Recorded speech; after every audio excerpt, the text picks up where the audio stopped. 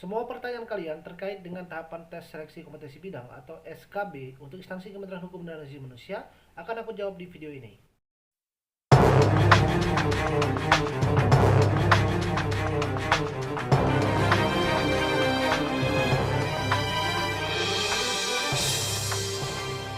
Assalamualaikum warahmatullahi wabarakatuh. Bertemu lagi dengan aku Mili Umri dan tentu masih di channel Mr. Mili.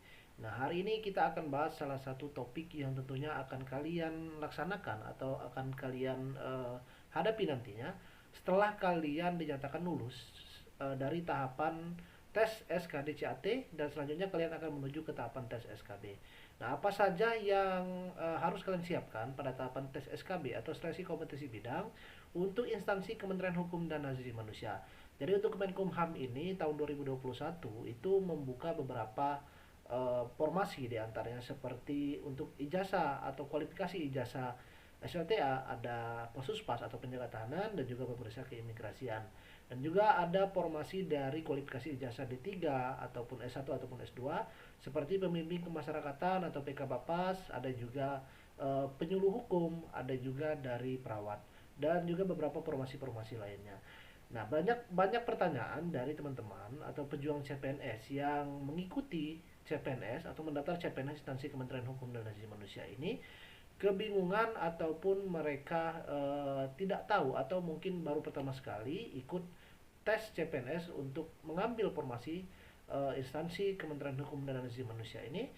Nah, dari pertanyaan-pertanyaan mereka di video ini akan aku rangkum ataupun aku jawab berkaitan dengan pertanyaan-pertanyaan kalian seputar persiapan dalam pelaksanaan tes seleksi kompetensi bidang atau tes SKB instansi Kemenkumham. Oke, yang pertama yang akan aku bahas adalah apa saja tes seleksi kompetensi bidang atau tes SKB untuk instansi Kementerian Hukum dan Asasi Manusia. Nah, menurut surat edaran yang dikeluarkan oleh instansi Kementerian Hukum dan Asasi Manusia pada saat kalian dibukanya pendaftaran CPNS, itu dapat kita lihat pada poin F, itu ada tahapan seleksi. Yang pertama untuk tahapan seleksi dengan strata 2 atau S2, dokter dan juga strata 1 atau S1 dan diploma 3 atau D3, jenis kebutuhan umum, lulusan terbaik dan putra-putri Papua dan juga Papua Barat. Ini untuk tes seleksi kompetensi bidang atau SKB-nya dengan bobot 60%. Terdiri dari substansi jabatan menggunakan Computer Assignment Test atau CAT BKN dengan bobot 60%. Kemudian wawancara pengamatan fisik dan keterampilan atau WPFK dengan bobot 40%. Kemudian untuk khusus pelamar jabatan peranata komputer dan dosen, seleksi kompetensi bidang SKB-nya itu terdiri dari tiga tes. Yang pertama adalah substansi jabatan menggunakan CAT dengan bobot 50%. Kemudian praktik kerja komputer untuk jabatan peranata komputer dan praktik kerja mengajar untuk jabatan dosen dengan bobot 25%. Kemudian tes terakhir adalah wawancara, pengamatan fisik dan keterampilan atau WPFK dengan bobot 25%.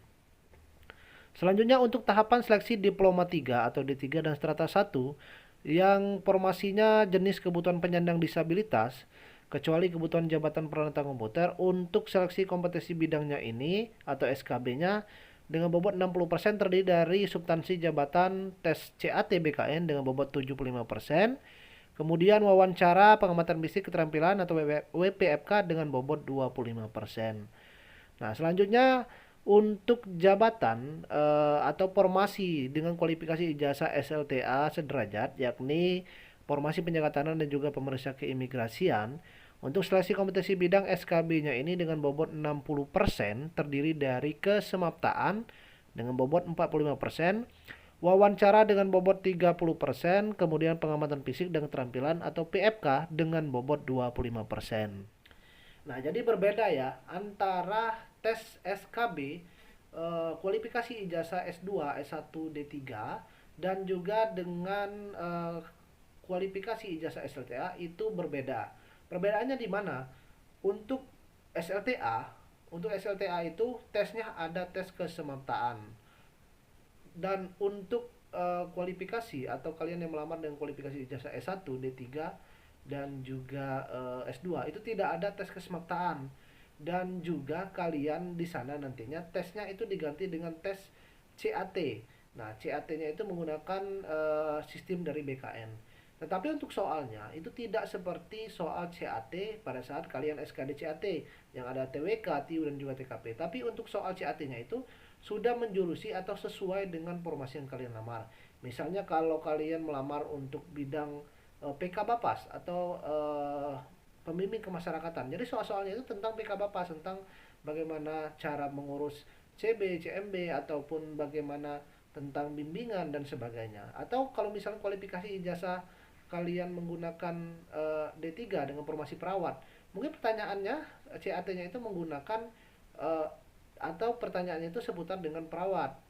Bagaimana mungkin cara merawat ataupun terkait dengan tugas-tugas atau fungsi dan sebagainya. Nah, kalau di SLTA itu untuk SKB-nya itu ada kesemaptaan. Nah, tapi tidak ada yang namanya CAT. Jadi untuk SLTA, kualifikasi ijazah SLTA yakni penjaga tanah dan juga pemeriksa keimigrasian, tidak ada tesnya CAT, tidak ada tes psikologi. Nah, jadi untuk tesnya itu adalah kesemaptaan, pengamatan fisik, wawancara dan juga uji keterampilan. Nah, jadi itu ya sudah jelas. Kalau ijazah SLTA ada kesemaptaan, tidak ada CAT. Kalau ijazah D3, S2, S1 itu eh, tidak ada kesemaptaan tapi menggunakan CAT. Selanjutnya adalah apa saja hal yang membuat kalian bisa gugur pada tahapan tes SKB ini. Nah, yang pertama adalah untuk kualifikasi ijazah SLTA yakni penjaga tanah dan juga untuk pemeriksa keimigrasian. Jadi kalian itu akan diukur kembali tinggi kalian sebelum pelaksanaan tes kesemaptaan. Memang pada tahun ini tidak ada tahapan itu ukur tinggi badan juga verifikasi berkas asli. Tetapi pada tahap pendaftaran awal kalian kan sudah diminta untuk melampirkan surat keterangan tinggi dan juga tinggi dan juga berat badan kalian. Nah, itu kalian lampirkan pada saat pendaftaran di akun SSCASN bkn.go.id. Nah, untuk tinggi badannya kapan diukur? Tetap ada dan masih ada itu sebelum pelaksanaan tes kesemaptaan. Nah, jadi kalian akan diukur kembali. Nah, jika nanti saat diukur tinggi badan kalian tidak sampai dari persyaratan yang ditentukan, untuk tahun ini kan ada peningkatan. Untuk cewek atau wanita itu 160 cm. Untuk pria itu 165 cm. Jadi tahun ini ada peningkatan untuk tinggi badannya. Persyaratannya untuk formasi penjaga tanah dan juga pemeriksa keimigrasian. Tetapi untuk yang kualifikasi ijazah D3, S1 ataupun S2 itu tidak ada tahapan ukur tinggi badan. Jadi tinggi badannya itu tidak diukur. Tetapi yang diukur itu hanya kualifikasi ijazah SLTA, penjaga tanah dan juga pemeriksa keimigrasian. Jika pada saat kalian ukur tinggi badan itu tinggi badan kalian tidak memenuhi syarat, secara otomatis kalian akan gugur atau didiskualifikasi atau nanti ada ketentuan lain. Yang pastinya tinggi badan kalian tidak mencakupi. Nah, ada yang bertanya kemarin itu banyak juga, Bang, apakah ada pengurangan tinggi badan? Jadi pengurangan tinggi badan itu tidak ada ya. Yang ada itu mungkin seperti ini. Kalian saat ukur tinggi badan, saat kalian membuat surat keterangan saat pendaftaran awal kemarin, kalian itu kan ukur tinggi badan di puskes atau di rumah sakit atau di klinik. Nah, sedangkan kalian nanti diukur tinggi badan lagi itu di tempat yang telah ditentukan. Nah, yang jadi masalah terkadang dari tahun-tahun sebelumnya itu alat ukur yang digunakan itu biasanya tidak sama. Kenapa aku bisa katakan tidak sama? Biasanya untuk di klinik, puskesmas ataupun di rumah sakit, untuk ukur tinggi badan atau alat ukur tinggi badannya itu biasa berbeda-beda dan juga itu biasanya belum standar nasional. Tetapi kalau untuk yang sudah di tempat tes atau saat kalian nanti diukur kembali itu, nah alat ukurnya itu sudah dikalibrasi, sudah juga sesuai dengan standar nasional. Jadi wajar saja kalau kalian merasa ada pengurangan tinggi badan. Sebenarnya tidak ada pengurangan tinggi badan, tapi hanya alat ukur saja yang berbeda. Jadi seperti itu ya untuk penjelasannya. Nah, kemudian untuk berat badan juga. Nah, apakah berat badan itu mempengaruhi? Sebenarnya tidak mempengaruhi ya berat badan itu. Jadi yang hanya diukur itu tinggi badan. Jadi berat badan itu tidak mempengaruhi. Walaupun kalian nantinya maaf ya sebelumnya, kalau kalian memiliki berat badan yang berlebih, itu tidak jadi masalah asal tinggi badan kalian mencukupi persyaratan. Nah, tinggi badan ini untuk pria tadi 165, tapi berat badan kalian mungkin sampai 80 kilogram seperti itu atau 100 kilogram. Tidak apa-apa, tidak masalah. Jadi tetap kalian akan melaju ke tahapan kesemaptaan. Nah, yang jadi pertanyaan dan juga ditakutkan, apakah kalian sanggup untuk melaksanakan tes kesemaptaan? Biasanya nih ya, biasanya dari pengalaman sebelumnya, bukan aku mengunderestimatekan dari teman-teman yang memiliki berat badan berlebih. Biasanya kalau mereka tidak berlatih atau mereka tidak rajin olahraga, ada kesulitan tersendiri untuk mereka melakukan pada saat tahapan tes kesemaptaan seperti lari, pull up, push up, sit up. Jadi seperti itu ada apa eh, halangan ataupun rintangan tersendiri bagi mereka yang memiliki berat badan yang berlebih. Ya, jadi seperti itu. Jadi untuk berat badan tidak ada yang namanya pengukuran, asalkan tinggi badan kalian mencukupi. Kemudian yang kedua yang membuat gugur adalah adanya kalian tindik ataupun tato. Ini bagi pria ya. Kalau tindik bagi pria, kalau wanita kalau tindik nggak jadi masalah. Tapi kalau pria yang bertindik, bekas tindik, nah itu yang jadi permasalahan. Nanti kalian dicek juga. Ataupun juga nanti tato. Nah kalau tato ini untuk pria dan juga wanita. Tidak boleh ada namanya tato ataupun bekas tato. Tapi kalau bekas tato mungkin nanti dilihatlah dari panitia. Apakah masih memungkinkan kalian bisa lanjut ke tahapan selanjutnya atau tidak. Yang ketiga adalah kalian tidak hadir pada tahapan tes SKB. Jadi hanya tiga itu yang membuat kalian bisa gugur pada tahapan tes SKB ini. Tinggi badan, ada tato ataupun tindik, dan juga kalian yang tidak hadir atau kalian yang tidak mengikuti tahapan tes SKB ini.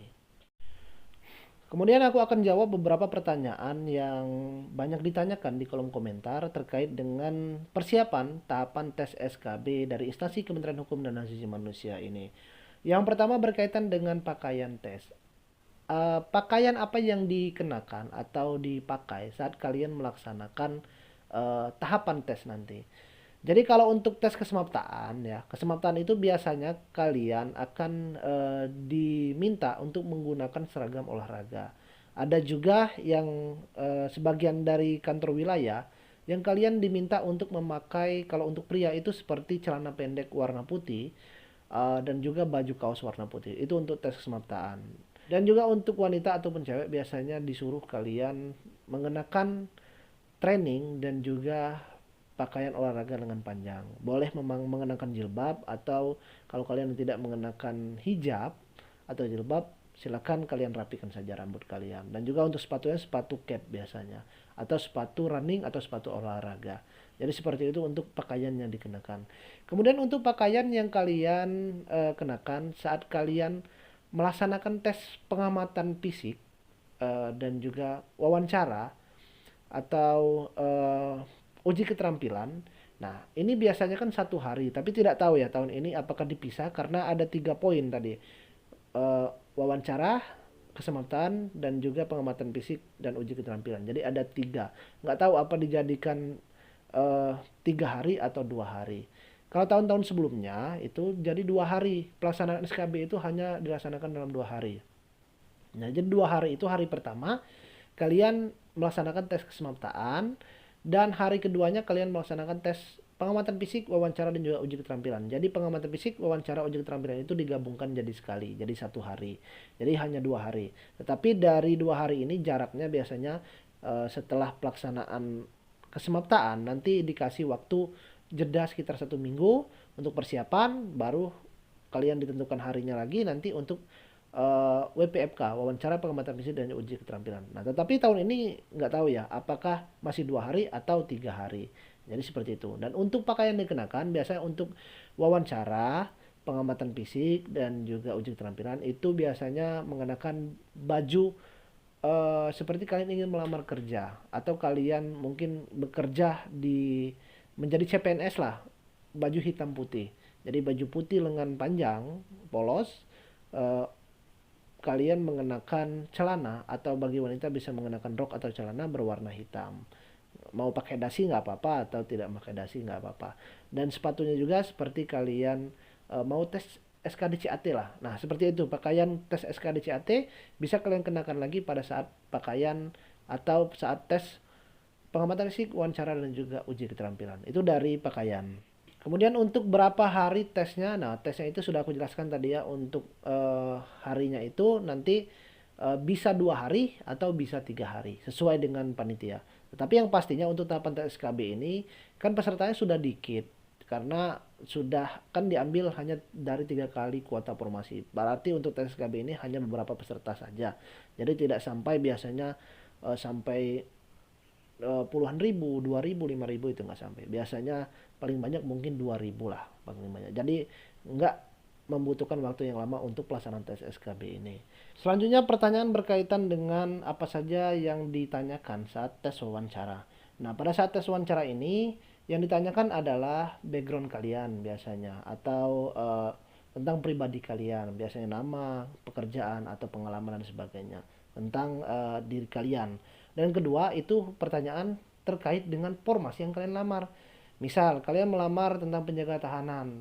Nah, kalian kan instansinya Kemenkumham, formasinya penjaga tahanan. Nah, yang ditanyakan seputar penjaga tahanan, apa tupoksinya, atau mungkin tentang Kemenkumham juga, siapa nama menteri dan sebagainya seperti itu. Atau kalau ke imigrasi, pertanyaan tentang imigrasi, apa saja tugas kalian jika nanti lulus pada pemeriksaan keimigrasian, ataupun kalian nanti bekerjanya di mana, siapa misalnya untuk dirjen keimigrasian seperti itu. Nah, jadi pertanyaannya mencakup seputar uh, pekerjaan ataupun formasi yang kalian lamar.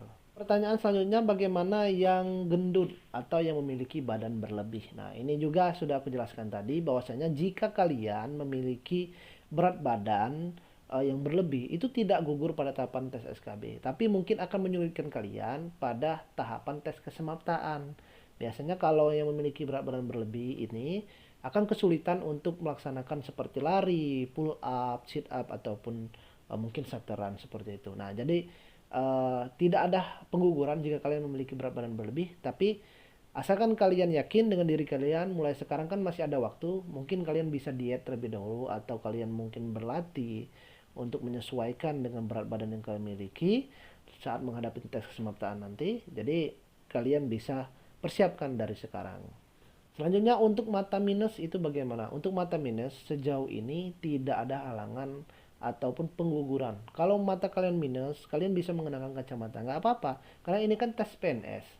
Jadi bukan tes seperti Polri ataupun TNI yang kalian tidak boleh memiliki mata minus atau mungkin boleh minusnya berapa. Tapi untuk Kemenkumham ini ada toleransi lah, karena ini kan PNS atau penerimaan pegawai negeri sipil, kalian akan menjadi ASN.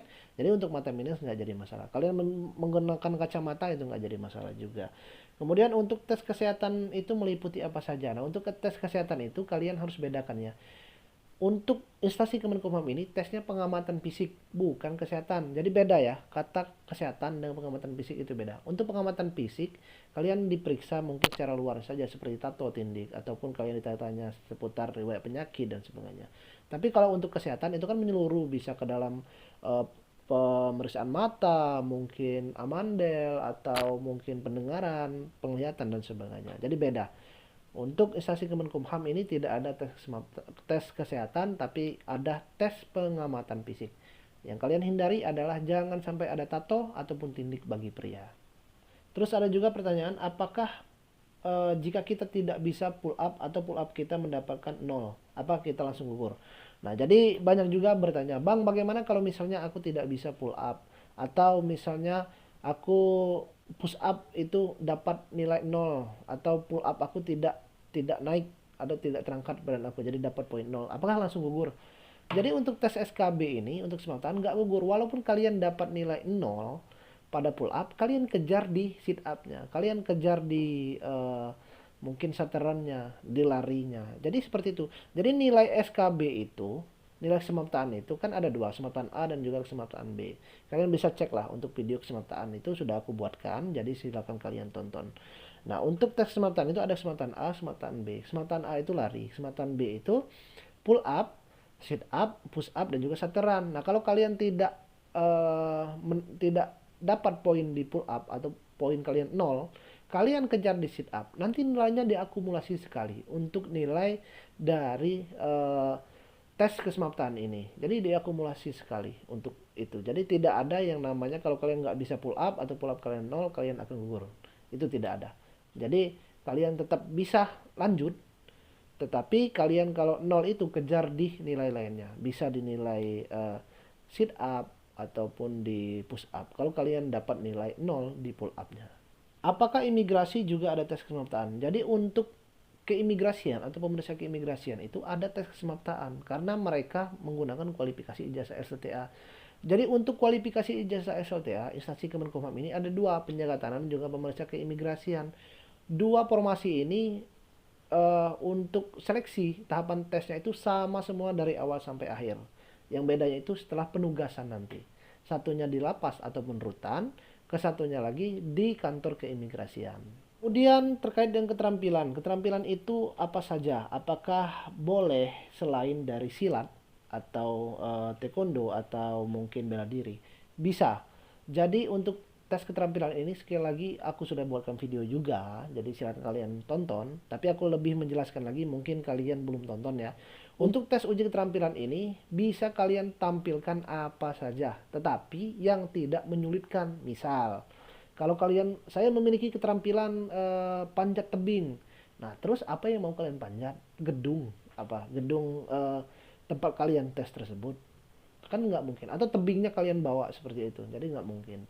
Jadi yang wajar saja, yang sekiranya kalian bisa menampilkan di depan pewawancara. Atau misalnya saya bisa berenang seperti itu. Saya atlet renang. Terus gimana mau mengujinya untuk renang? Mungkin kalian bisa mempraktekkan gaya renang bebas, gaya ini, tapi untuk medianya bagaimana? Oke, kalau misalnya tempat tes tersebut, tempat wawancara tersebut misalnya di area yang memiliki kolam renang, kalau nggak ada di dalam gedung gimana? Jadi yang sekiranya tidak menyulitkan kalian. Dan untuk alat peraga itu kalian bawa sendiri. Kalau kalian mau menampilkan uji keterampilan bermain gitar misalnya, atau kalian bermain piano, drum seperti itu, kalian bawa sendiri alatnya. Gitar kalian bawa, drumnya kalian bawa, piano kalian bawa, atau kalian biola kalian bawa, atau kalian mungkin dalam bidang menari seperti itu, peralatan menarinya kalian silakan bawa sendiri. Panitia hanya menyediakan sound system saja biasanya. Jadi seperti itu. Keterampilan yang kalian miliki, apa saja yang kalian miliki, selagi tidak menyulitkan untuk kalian tampilkan nantinya, silakan kalian tampilkan, bebas. Nggak harus kalian silat ataupun bela diri. Untuk sertifikat bagaimana? Sertifikat juga sifatnya nggak wajib. Kalau kalian memiliki sertifikat, baik itu pernah memenangkan kejuaraan atau kalian pernah mengikuti suatu event atau olahraga atau organisasi atau sertifikat penghargaan dan sebagainya, silakan kalian bawa. Siapa tahu dengan sertifikat tersebut ditanya oleh pewawancara dan itu menjadi nilai tambah untuk kalian agar nilai tes keterampilan kalian memiliki bobot yang lebih besar. Kemudian untuk bekas jahitan, gigi berlubang, jerawat dan juga varises. Ya, sekali lagi kalian bisa bedakan mana tes pengamatan fisik dan juga tes kesemaptaan. Tes kesehatan. Untuk pengamatan fisik seperti jerawat, bekas luka, bekas operasi, varises, dan juga mungkin kalian pernah patah tulang, itu tidak jadi masalah. Jadi insya Allah sejauh ini yang gugur itu biasanya untuk yang memiliki tato ataupun dinding itu biasanya tidak lolos. Tetapi kalau selain dari itu, insya Allah sejauh ini aman saja dan sudah banyak buktinya yang lolos dengan mereka yang mungkin ada mata minus atau mereka ada amandel atau mereka ada semacam ambeien atau varises dan sebagainya. Jadi mereka tetap lolos di tes pengamatan fisik ini. Selanjutnya kita bahas berkaitan dengan penilaian dari tes SKB ini. Nah, untuk tes penilaian SKB ini jadi itu diakumulasikan sekali. Jadi aku ambil contohnya untuk formasi penjaga tahanan, formasi penjaga tahanan dan kualifikasi ijazah SLTA. Jadi di formasi penjaga tahanan ini ada 3 tes. Yang pertama adalah kesemaptaan, wawancara, dan juga pengamatan fisik dan uji keterampilan. Tes kesemaptaan 45%, tes wawancara itu 30%, tes PFK itu 25%. Jadi total semuanya nilainya adalah 100% untuk tes SKB ini. Nah, dari 3 nilai itu, tes kesemaptaan, tes pengamatan fisik dan uji keterampilan, tes wawancara, itu diakumulasi sekali dapatlah nilai SKB yang berupa 60% tadi. 40%-nya yang mana? 40%-nya nilai SKD kalian. Jadi nilai SKD 40%, nilai SKB 60%, digabungkan sekali 100%, kemudian di total. Nah, itulah nanti keluar nilai hasil akhir kalian bisa dinyatakan lolos atau tidak menjadi CPNS untuk tahun ini, tahun 2021. Jadi diakumulasi sekali. Begitu untuk penilaian tahapan tes SKB ini. Nah, untuk penilaian untuk sistem penilaian ini lebih jelasnya sudah aku buatkan video juga. Jadi silakan kalian tonton. Mungkin kalau misalnya kalian masih memiliki pertanyaan atau masih bingung, bisa kalian tulis di kolom komentar atau bisa ditanyakan. Nanti akan aku jawab di video-video selanjutnya. Nah, jadi seperti itu ya untuk persiapan dari tahapan tes SKB ini. Untuk tahapan dari instansi Kementerian Hukum dan Asasi Manusia, baik yang kualifikasi jasa SLTA, kualifikasi jasa D3, S1 ataupun S2. Nah, semoga video ini bisa memberikan pencerahan untuk kalian, bisa membantu kalian, mungkin ada gambaran sedikit untuk kalian yang nantinya lolos ke tahapan SKB. Dan aku doakan semoga kalian bisa lolos atau kalian nantinya dinyatakan menjadi aparatur sipil negara untuk tahun 2021. Dan aku tunggu kalian bergabung di Tunas Pengayoman di Kementerian Hukum dan Asasi Manusia. Terima kasih untuk kalian yang sudah menonton dan jangan lupa subscribe channel ini. Dan terima kasih untuk kalian yang sudah support semua video-video aku atau kalian yang sudah bertanya. Mungkin ada yang belum sempat aku balas, aku minta maaf. Yang pastinya aku sebisa mungkin akan berusaha untuk menjawab pertanyaan-pertanyaan kalian. Kalau misal tidak aku balas di kolom komentar, nanti aku balas di video-video selanjutnya. Dan semoga video-video aku baik dari YouTube ataupun IG aku Mir Umri, semoga bisa membantu kalian untuk mencapai cita-cita kalian menjadi CPNS atau aparatur sipil negara untuk tahun 2021 ini atau tahun-tahun berikutnya. Sekali lagi terima kasih untuk kalian yang sudah menonton dan aku akhiri. Wassalamualaikum warahmatullahi wabarakatuh.